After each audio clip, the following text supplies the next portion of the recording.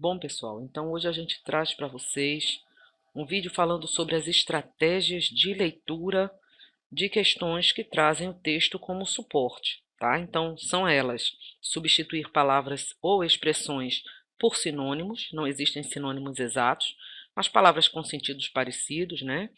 Facilita bastante. Inferir o sentido de palavras ou expressões de acordo com o contexto em que essas palavras ou expressões aparecem.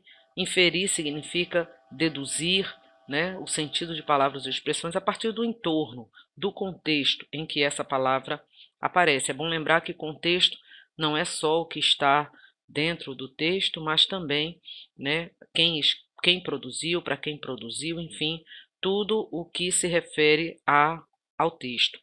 Na terceira estratégia, então, a gente traz para vocês conceituar termos do texto, do comando e ou das alternativas de resposta para facilitar a compreensão. É outra estratégia bastante valiosa, né, que facilita, que ajuda bastante a compreender qualquer questão que envolva texto de diferentes disciplinas.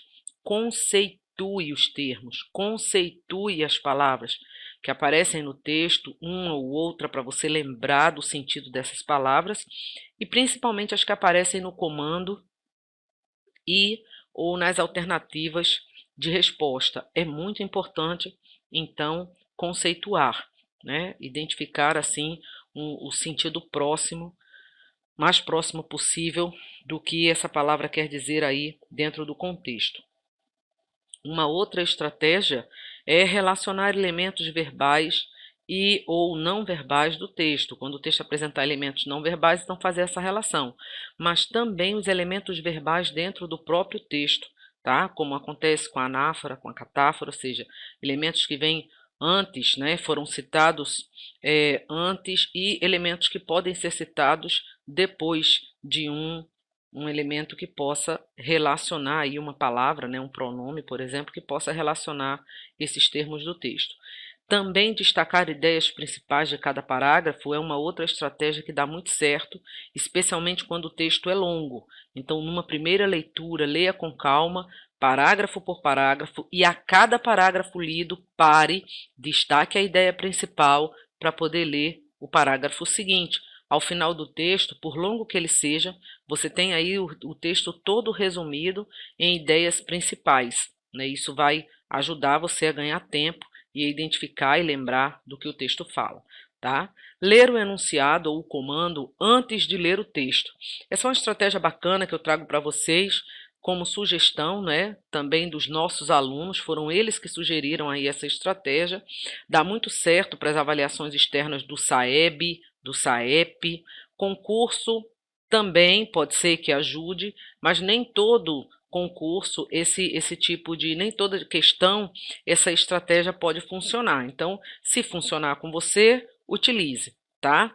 Então, mais para o SAEP, SAEB, esse tipo de avaliação externa, né, enviada pelo governo, dá certo sim. Ler o enunciado, o comando, antes de ler o texto, porque você já vai para o texto buscando aí a resposta, né, que você precisa encontrar, tá bom?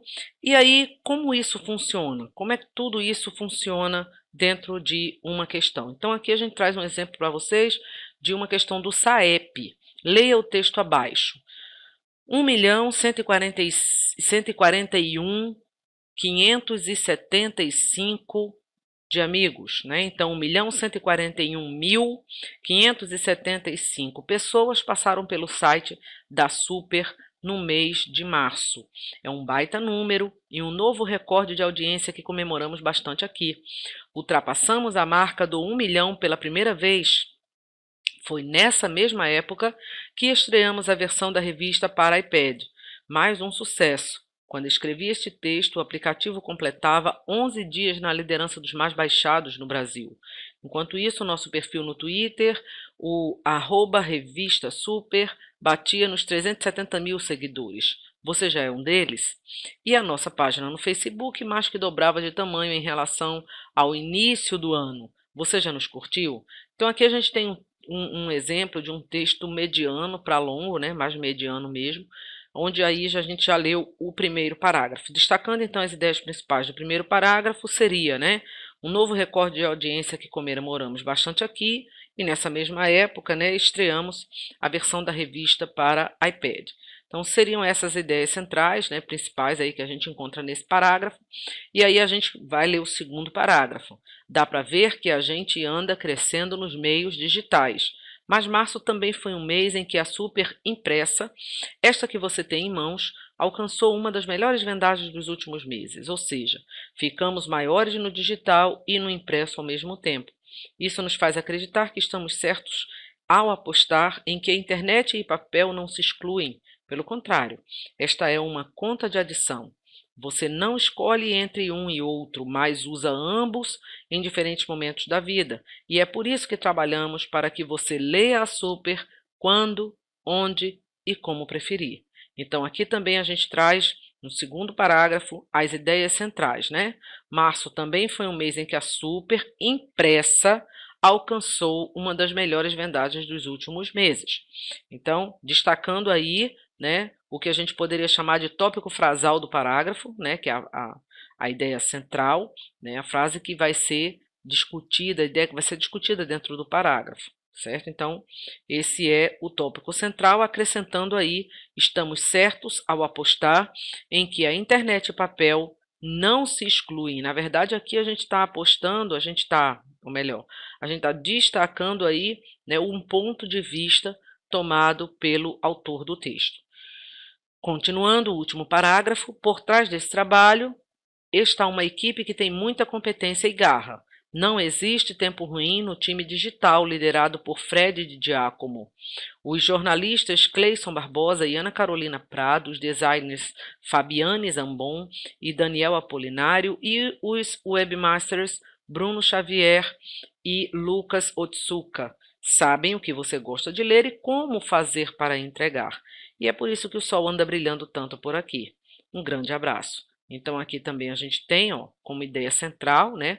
Por trás desse trabalho está uma equipe que tem muita competência e garra, e aqui a gente também destaca, né, a forma como o autor finaliza o texto, né? É por isso que o sol anda brilhando tanto por aqui, para a gente chamar a atenção desse é por isso, né? Nessa expressão aí destacada, é por isso o quê, né?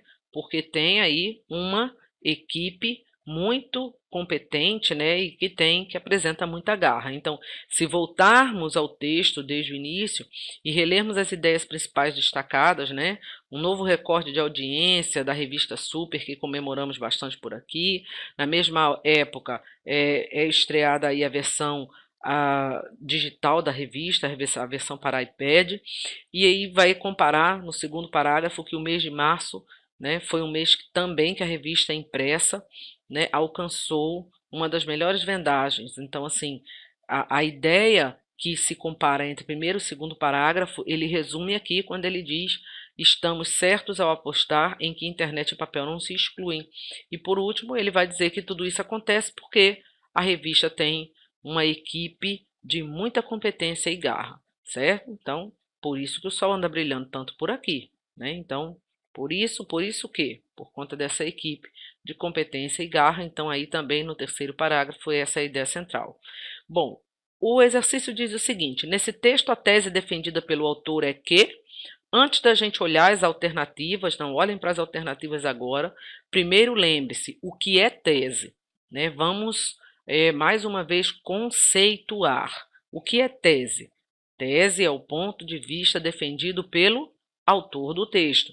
Então, quando eu penso nesse conceito de tese, eu já vou buscar as respostas, né, ou a resposta, pensando, tendo em mente esse conceito de tese, né? É isso que o exercício quer.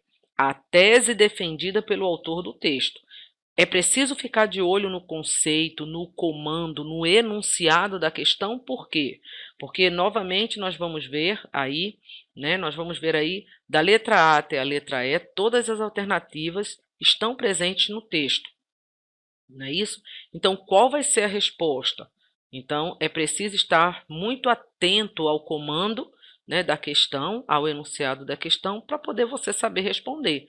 Então, a tese defendida pelo autor do texto é que a edição digital da revista não substitui a impressa, a edição impressa de março obteve uma das melhores vendagens dos últimos meses, a revista possui uma equipe comprometida, o acesso ao site da revista ultrapassou 1 milhão, ou o aplicativo da revista ficou na lista dos mais baixados no Brasil por 11 dias. Então, todas as alternativas de resposta estão no texto, porque se trata de uma questão bem elaborada. Dessa forma, como saber a resposta? Então, saber a resposta através da pergunta. Lembrando, a tese defendida pelo autor é que todas as alternativas estão no texto, mas ele quer saber qual delas é a tese, ou seja, é o ponto de vista, é o posicionamento do autor em relação ao que é discutido no texto. Então, para quem lembra, o posicionamento é isso, na letra A. A edição digital da revista não substitui a impressa. Então, a tese está aí, na letra A, certo? Então, na próxima questão, nesse texto, a expressão destacada em "e é por isso que o sol anda brilhando tanto por aqui" tem sentido de. Então, nós vimos anteriormente a expressão "é por isso" relacionando-se lá, né, a uma equipe de qualidade, né, competente e que tem garra. Então, é por isso, por essa equipe, que o sol anda brilhando tanto por aqui. Pensando no contexto do texto, né, de tudo que o texto falou, o sol anda brilhando, o que realmente tem acontecido? Qual é o sentido de o sol anda brilhando? Causar euforia, despertar curiosidade, dar ânimo, estar disposto a trabalhar ou alcançar sucesso? Nós vimos que a revista teve uma explosão, né, de acesso, tanto na parte impressa quanto na sua versão, né, digital. Então, o sol anda brilhando tanto, por isso, porque tem uma equipe comprometida que o sol anda brilhando tanto. Ou seja, letra é isso aí. Ou seja, que a, a, a revista, né, anda alcançando tanto sucesso. É isso? Então, o sentido é de alcançar sucesso.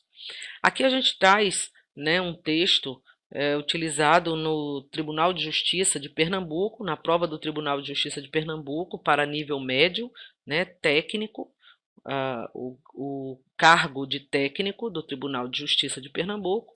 Então, feito ainda esse ano 2017, que trouxe o texto Camelos e Beija-Flores de Rubem Alves.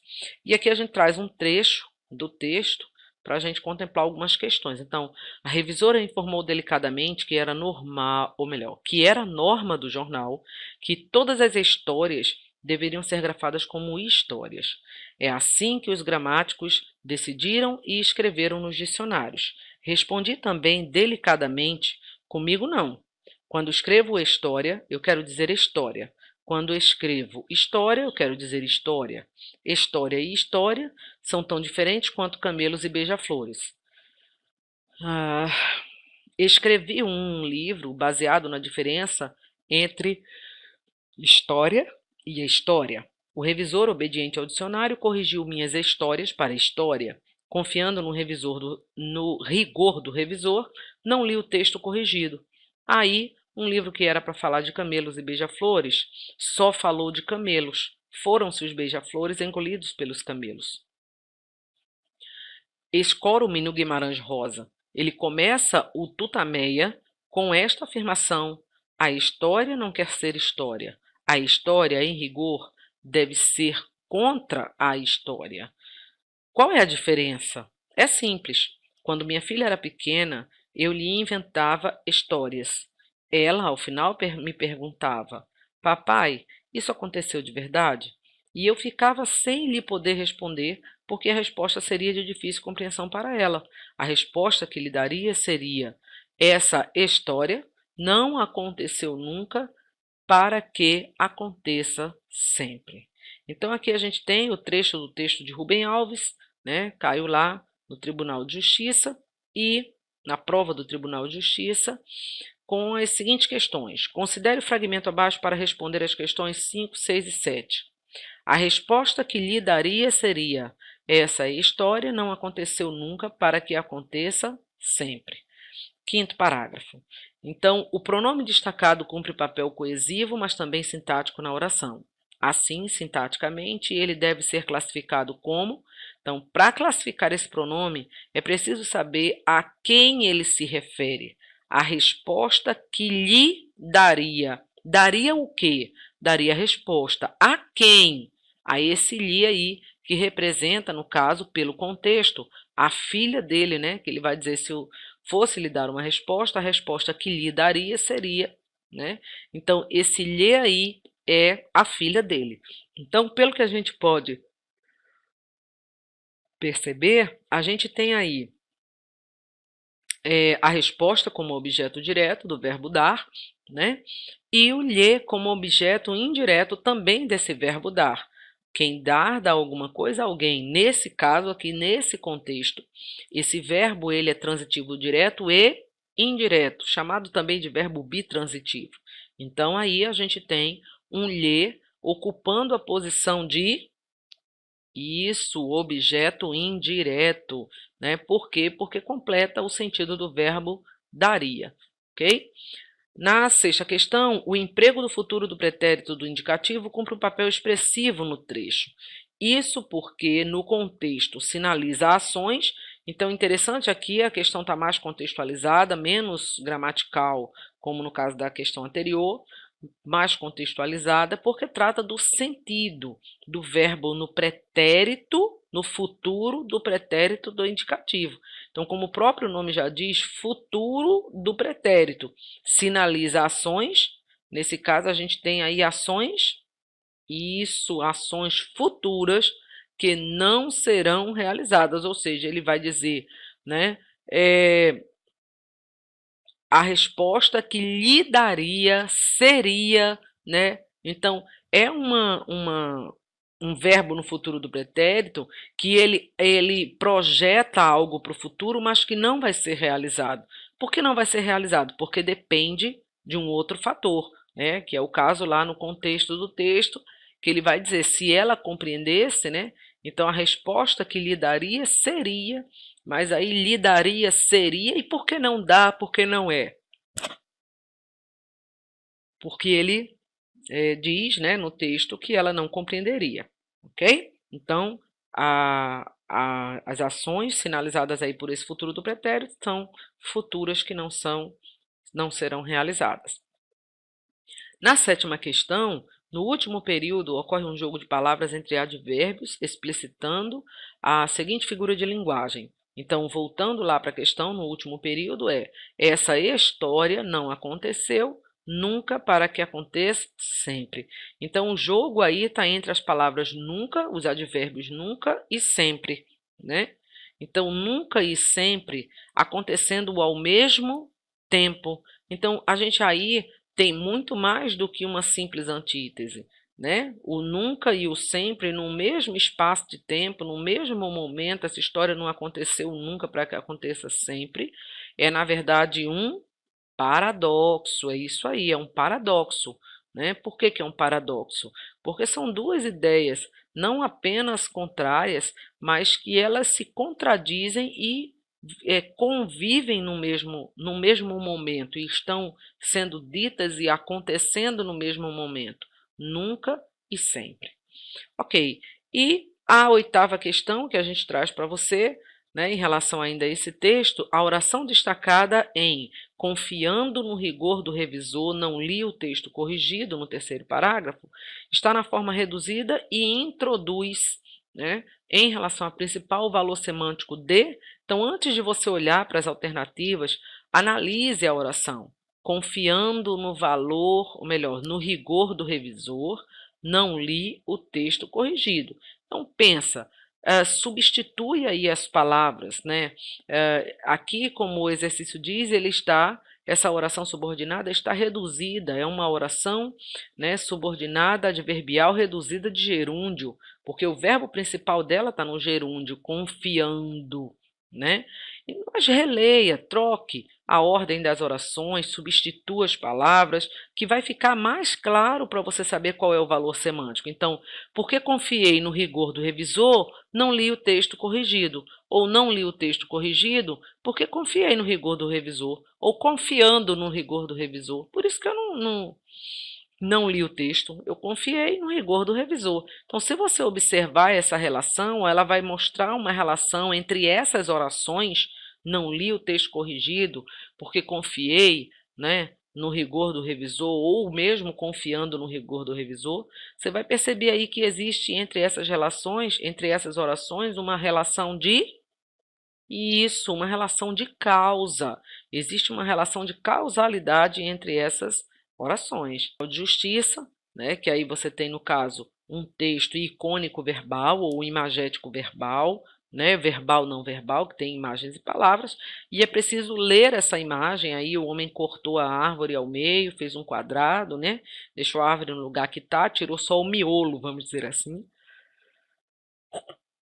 dessa árvore. E aí ele senta lá no meio da árvore e diz, liga para o chefe, claro, chefe, fiz uma retirada sustentável. Então aqui você pode inferir qual foi a pergunta feita pelo chefe, né? Pela resposta que o funcionário deu a esse chefe. Então a questão pergunta: o humor do texto orienta-se pela relação entre os elementos verbais e não verbais, como a gente já viu lendo a imagem e as palavras. Quanto aos primeiros, destaca-se a ambiguidade, ou seja, a possibilidade de mais de uma interpretação do seguinte termo. Que termo? Então, se a gente olhar então para os elementos verbais, que são os primeiros a que ele se refere, claro, chefe, fiz uma retirada sustentável. E olhar para a imagem, a gente vai ver que a ambiguidade, a interpretação, nesse caso, né, o termo que tem mais de uma possibilidade de interpretação é isso, sustentável, né? Sustentável, porque ele chama de sustentável algo que ele não arranca a árvore do lugar, mas ao mesmo tempo tira dela o principal, né? O seu corpo, quase tudo. Ok.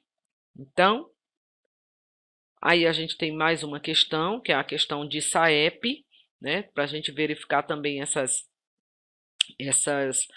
estratégias de leitura dentro da questão do SAEP. Leia o texto abaixo e responda. Escolas offline têm desempenho inferior. Offline é, é da modernidade, né, esse termo, então todo mundo sabe o que é. Para quem não souber o que é, para quem está aí desligado da internet, vamos dizer assim. Mas veja, escolas offline têm desempenho inferior. Então, o próprio título do texto já traz uma afirmação interessante. Então, levantamento feito pelo Ministério da Educação, o MEC, descobriu ah, descobriu que as escolas que usam computadores sem conexão com a internet não ganham desempenho. Ao contrário, chegam a ter piores notas médias em provas oficiais. O estudo foi feito tomando por base as notas obtidas por alunos brasileiros de quarta série do Sistema de Avaliação da Educação Básica, o SAEB. A conclusão do trabalho é que o acesso à rede mundial melhora os resultados dos estudantes em 5,5 pontos. Então, um texto da Nova Escola, de 2008, fácil, simples, pequeno, mas é bom ficar de olho nas informações. E no comando da questão que diz a informação principal desse texto é. Então, antes novamente de olhar para as alternativas, lembre-se o que é a informação principal do texto. Informação principal do texto nem é tese de texto, nem é tema de texto, né? Então, o que é a informação principal do texto? O texto todo ele foi construído para dizer o quê? Né? Qual é a ideia principal que ele traz? Qual é a informação principal? Então, só para a gente entender, a informação principal, obviamente, vai ser o gabarito.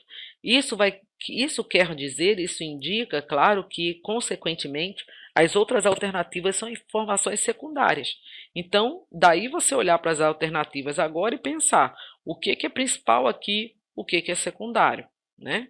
Então, analisando as alternativas, o MEC pesquisou o desempenho de alunos da quarta série, o estudo foi feito com base nas notas dos alunos do SAEB, a internet está ao alcance da maioria dos alunos brasileiros, o aluno com acesso à rede mundial tem melhores notas e a escola brasileira ainda está carente de tecnologia, né? Embora a maioria das opções estejam no texto, como a gente já viu, uma questão bem elaborada, mas o gabarito, a informação principal do texto é isso, letra D. Então, quem marcou a letra D aí, né, acertou, tá? E por último, uma questão do Enem de 2016, para a gente ver também mais estratégias de leitura de questão aí nessa questão do Enem. Ler não é decifrar, como num jogo de adivinhações, o sentido de um texto. É a partir do texto ser capaz de atribuir-lhe significado, conseguir relacioná-lo a todos os outros textos significativos para cada um, reconhecer nele o tipo de leitura que seu autor pretendia e, dono da própria vontade, entregar-se a essa leitura ou rebelar-se contra ela, propondo uma outra não prevista. Então aqui a gente tem um texto pequeno, mas que a gente precisa compreender período por período, enunciado por enunciado. Então, o texto inicia dizendo que ler não é adivinhar. Adivinhar o quê? Sentido de texto. Então, ler não é adivinhar sentido de texto.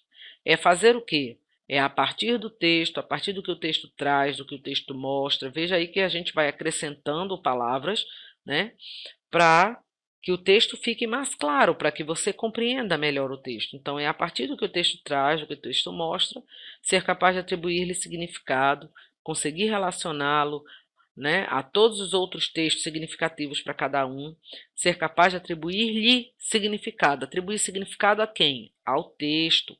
Conseguir relacioná-lo, relacionar quem? O texto, a todos os outros textos significativos para cada um. Reconhecer nele quem? No texto, o tipo de leitura que o seu autor pretendia. Então, atenção aí, né? Aqui o texto diz que o autor pretende que o leitor tenha um tipo de leitura. E, dono da própria vontade, o leitor pode entregar-se a essa leitura ou rebelar-se contra ela. Então, o que seria entregar-se a essa leitura? Concordar, né? Estar de acordo com o autor seria entregar-se a essa leitura ou rebelar-se contra ela, discordando, né? Criando aí uma criticidade, vamos dizer assim, uma ideia contrária ou até diferente daquilo que o autor pensou, né? E aí rebelar-se contra ela quem? A leitura, propondo uma outra o quê?